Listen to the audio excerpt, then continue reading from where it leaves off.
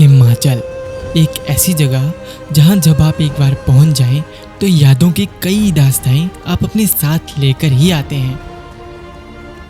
और अगर मैं इस YouTube के सफ़र के बारे में बताऊं तो इन याद रखने वाली कहानियों में मेरी ये सबसे पहली कहानी होने वाली थी।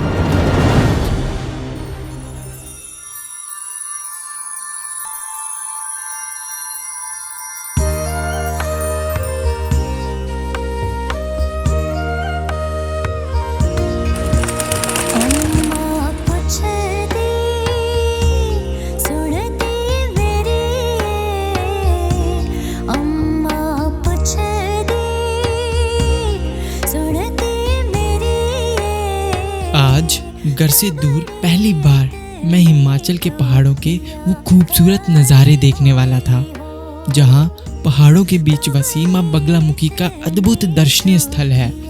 मैं इमेजिन कर रहा था कि कैसी होगी उन पहाड़ों की खूबसूरती और वो पहाड़ जो बादलों के भी उस पार जाकर आसमानों से बातें करते हैं।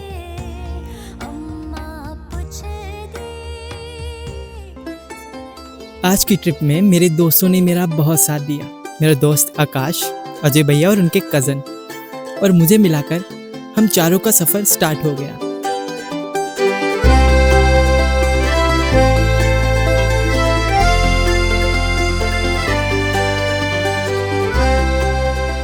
जब आप किसी जगह के बारे में जानने की सोचते हैं ना, तो आप मन में एक धारणा बना लेते हैं कि वो जगह कैसी होगी।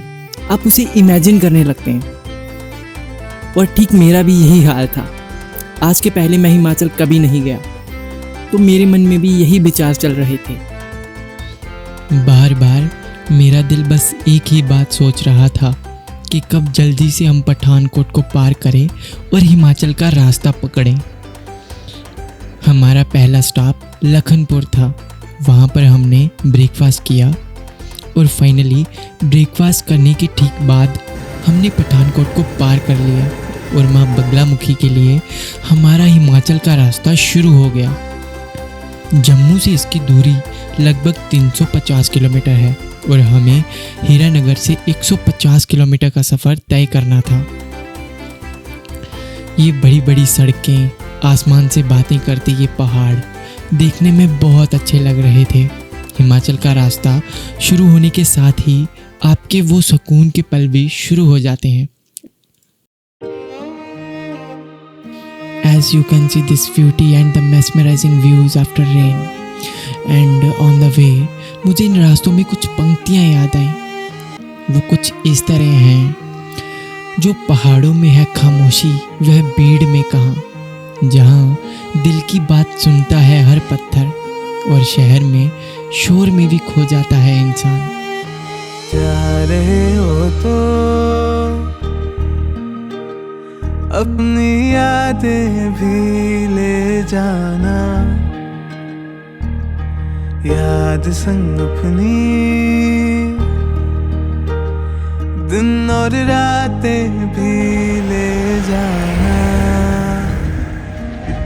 जा रहे हो तो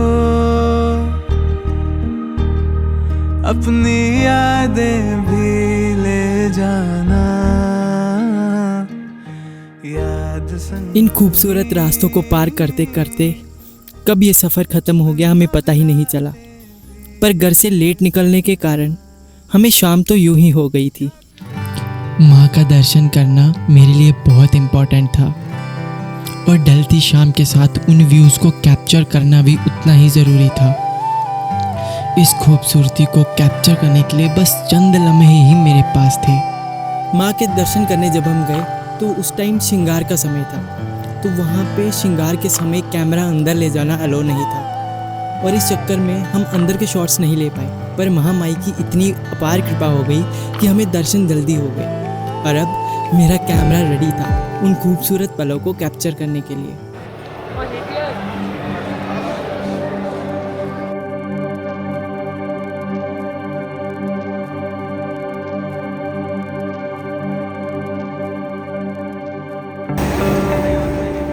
क्या आप जानते हैं, हिमाचल को देवभूमि के नाम से भी जाना जाता है। हिमाचल अपने प्राचीन मंदिरों और हिंदू धार्मिक स्थलों के नाम से प्रसिद्ध है। इन्हीं स्थलों में से एक प्रसिद्ध है माँ बगलामुखी का ये खूबसूरत देवस्थान। ये जगह देखा जाए तो इतिहास और संस्कृति का गहरा संगम है। माँ बगलामुखी को पीताम्बरी देवी के नाम से भी जाना जाता है। इन्हें महाशक्ति का अवतार माना गया है। माँ बगलामुखी माँ काली की 10 महाविद्या में से 8वीं महाविद्या माता बगलामुखी है। कलयुग की आपकी कोई भी समस्या है, व्यापार, कारोबार, राजनीतिक क्षेत्र, शत्रुनाश, कोर्ट कचहरी में बिजली, घर में सुख शांति के लिए, हर एक चीज़ के लिए यहाँ हवन यज्ञ किए जाते हैं। माँ बगलामुखी का प्रारंभ भगवान विष्णु और ब्रह्मा जी की वध से उत्पत्ति से हुआ है। माँ बगलामुखी कलयुग की प्रधान देवी का स्थान दिया गया है इनको। कलयुग की आपकी कोई भी समस्या है, राजनीतिक क्षेत्र से रिलेटेड हर एक चीज़ के लिए माता बगलामुखी के हवन यज्ञ पूजा पाठ किए जाते हैं। ये मंदिर प्राचीन काल से रामायण के टाइम का जो मेघनाथ ने पूजा करी थी, हनुमान जी ने खंडित करती थी, ये वो स्थान है। पांडव भी अज्ञातवास में यहाँ से राजा हरिचंद्र जी ने यहाँ मंदिर का प्रारंभ किया था। जय माता दी।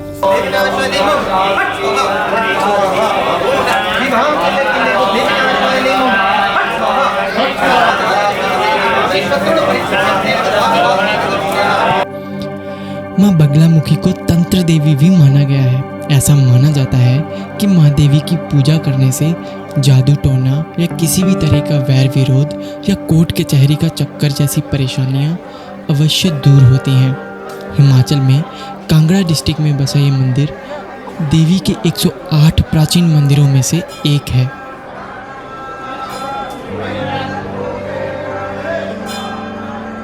शास्त्रों के आधार की अगर हम माने तो ऐसा कहा जाता है कि एक बार सतयुग में राक्षसों और तूफान का बहुत बड़ा आतंक मच गया। इससे परेशान होकर देवतागण और भगवान श्री विष्णु महादेव जी के पास गए और महादेव जी ने माँ बगलामुखी की पूजा करने की सलाह दी। भगवान श्री विष्णु ने ऐसे ही किया। उन्होंने माँ बगलामुखी की कड़ी तपस्या की। भगवान श्री विष्णु की कड़ी तपस्या देखकर माँ बगलामुखी काफ़ी प्रभावित हुई और उन्होंने उनकी इच्छा पूरी की। सृष्टि को राक्षसों और तूफान के आतंक से बचा लिया। ऐसा भी माना गया है कि द्वापर युग में इस मंदिर की स्थापना एक ही रात में कर दी गई थी। भीम और अर्जुन ने महाशक्ति से आशीर्वाद और शक्ति पाने के लिए माँ बगलामुखी की पूजा की। मंदिर का इंटीरियर अंदर से गुंबद के आकार में है। मंदिर को पीले रंग से रंगा गया है। कहा जाता है कि माँ बगलामुखी को पीला रंग अत्यधिक पसंद है और इसकी दीवारों और खंभों पर वास्तुकला, जटिल नक्काशी और मूर्तियां हैं। भक्तों के प्रसाद के लिए भी पीले रंग का यानी बेसन का लड्डू होता है। शक्तिपीठ को पीले या सुनहरे आभूषणों से सजाया गया है। देवी के मुख्य मंदिर के सामने भगवान भैरव और भगवान हनुमान जी की मूर्तियां स्थापित हैं। मंदिर में शिवलिंग भी स्थापित है। माँ बगलामुखी से आशीर्वाद लेने के बाद भक्तगण भगवान शिव को जल चढ़ाते हैं। इसके अलावा मंदिर में भगवान गणेश और देवी दुर्गा की भी मूर्तियां हैं। मंदिर में विभिन्न प्रकार की पूजाएं की जाती हैं, जैसे नवग्रह पूजा, बाघ सिद्धि पूजा, हवन आदि।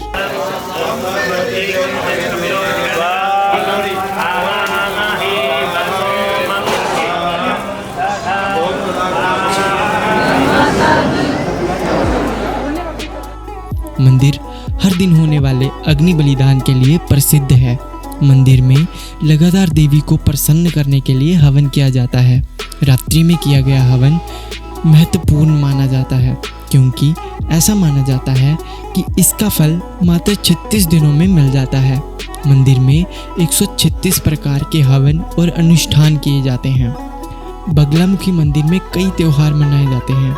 मंदिर में मनाए जाने वाले सबसे लोकप्रिय त्योहार हैं नवरात्रि, दिवाली और दशहरा। इन त्योहारों के दौरान मंदिर को फूलों और रोशनी से सजाया जाता है। दुनिया भर से लोग देवी से दिव्य आशीर्वाद पाने के लिए माँ बगलामुखी के मंदिर आते हैं। माँ बगलामुखी मंदिर कांगड़ा में दर्शन का समय सुबह 5 बजे से लेकर रात के 9:30 बजे तक होता है। मंदिर को दोपहर 12 बजे से लेकर 12:30 बजे तक बंद कर दिया जाता है। शाम का समय ठहरने का नाम ही नहीं ले रहा था। सुकून के कुछ पल अनुभव ही हुए थे कि जाने का समय आ गया। आज का ये वीडियो बस एक शुरुआत है मेरे YouTube के सफ़र का, और ये छोटा सा सफ़र मेरी पहली कहानी है, और ये कहानी मुझे हमेशा याद रहेगी। यहाँ से वापस जा रहा हूँ, मगर जल्द वापस आऊँगा उन हजार यादों को इकट्ठा करने जो इन पहाड़ों की गोद में कहीं छिपी मेरा इंतज़ार कर रही हैं। यहाँ बहुत से ऐसे मंदिर हैं और ऐसे गांव हैं जहाँ सुकून के वे लम्हे भरे पड़े हैं। तो चलिए ना, मिलकर एक्सप्लोर करते हैं। आपका सब्सक्राइब करना मुझे हिम्मत देगा इस सफ़र को जारी रखने के लिए। अपने सुझाव और कमेंट में जय माता दी ज़रूर लिखिएगा। मिलते हैं फिर किसी सुकून से भरी जगह पर। जय माता दी।